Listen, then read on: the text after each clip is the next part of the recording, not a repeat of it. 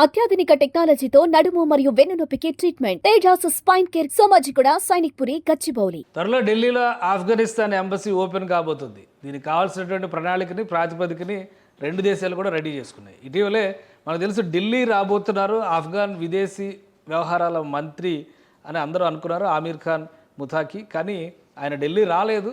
మన జైశంకర్ గారు మాత్రం ఫోన్లో మాట్లాడారు. భారత విదేశాంగ శాఖ మంత్రి జైశంకర్ మాత్రం ఫోన్లో మాట్లాడారు. 2021లో తాలిబాన్ ప్రభుత్వం ఆఫ్ఘనిస్తాన్లో ఏర్పడింది. అయితే అంతర్జాతీయంగా ఉన్నటువంటి ఈక్వేషన్స్ రీత్యా భారతదేశం కూడా ఆఫ్ఘన్ ప్రభుత్వాన్ని గుర్తించలేదు. ఈ మధ్యకాలంలో మాత్రం సంప్రదింపుల ప్రక్రియ మొదలైంది. తటస్థ వేదికలపైన దుబాయ్లో ఒక మీటింగ్ కూడా జరిగింది. ఆ తర్వాత 2 దఫాలుగా ఆఫ్ఘన్ ప్రతినిధులతో చర్చలు జరిగినాయి. పహల్గాం ఇన్సిడెంట్ తర్వాత ఆఫ్ఘన్ బేషరతుగా భారతదేశానికి మద్దతు ప్రకటించింది. ఆ తర్వాత ఈక్వేషన్స్ అన్నీ కూడా మారినాయి.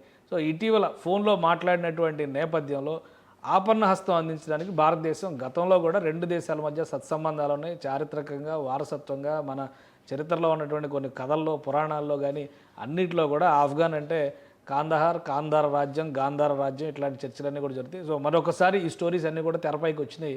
ఆఫ్ఘనిస్తాన్తో సత్సంబంధాలు నిర్వహించడానికి భారత ప్రభుత్వం సుముఖంగా ఉందనే సంకేతాలు వచ్చినాయి. దానికి ప్రతిగా ఆఫ్ఘనిస్తాన్ కోరింది ఏంటంటే ఎంబసీని ఢిల్లీలో ఓపెన్ చేయాలి. నిన్నే ఒక ఎంబసీ ఓపెన్ అయింది. హాండరస్ అని చెప్పని దక్షిణ అమెరికాకి సంబంధించినటువంటి ఒక చిన్న దేశం, దానికి సంబంధించినటువంటి ఎంబసీని భారత ప్రభుత్వం ఓపెన్ చేసింది. ఇప్పుడు అదే తరహాలో ఆఫ్ఘనిస్తాన్ కోరుతుంది, బలూచిస్తాన్ కూడా కోరుతుంది. బలూచిస్తాన్ మీద ఇంకా నిర్ణయం తీసుకోలేదు, కానీ ఆఫ్ఘనిస్తాన్ మాత్రం ఎంబసీ ఓపెన్ చేయడానికి చాలా వరకు అవకాశాలు ఉన్నట్టుగా సమాచారం వస్తుంది.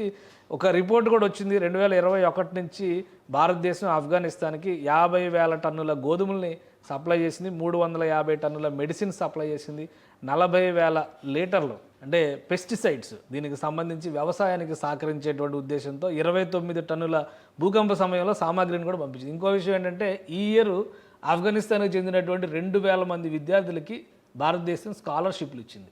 అలానే భారతీయ సంస్థలను కూడా, ప్రైవేటు సంస్థలను కూడా ఆఫ్ఘనిస్తాన్లో ఎలాంటి ఇబ్బంది లేదు, వ్యాపారాలు చేయొచ్చు అని ప్రోత్సహిస్తుంది.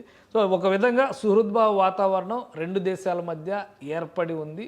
అలానే వీటిని కొనసాగించేటువంటి క్రమంలో మరింతగా మానవతా సాయం కొనసాగించాలని భారత ప్రభుత్వం హామీ ఇచ్చింది. దాంతోపాటు ఎంబసీ ఓపెన్ చేయాలని ఆఫ్ఘన్ ప్రభుత్వం విజ్ఞప్తి చేస్తుంది. బహుశా అతి త్వరలో ఢిల్లీలో ఆఫ్ఘనిస్తాన్ ఎంబసీ ఓపెన్ కావచ్చు. దౌత్యపరంగా మరీ ముఖ్యంగా పాకిస్తాన్తో రాజుకున్నటువంటి ఉద్రిక్తతల నేపథ్యంలో అమెరికా తోకజాడిస్తున్నటువంటి విధానం పైన కూడా మోడీ ప్రభుత్వం కొంత అనాసక్తిగా ఉంది. ఈ నేపథ్యంలోనే ఇటు ఇరాన్ని అటు ఆఫ్ఘనిస్తాన్ని దగ్గర చేసుకునేటువంటి ప్రయత్నం చేస్తుంది. దక్షిణాసియాలో ఈక్వేషన్స్ మారడానికి ఇది తొలి అడుగుగా మనం చూడొచ్చు.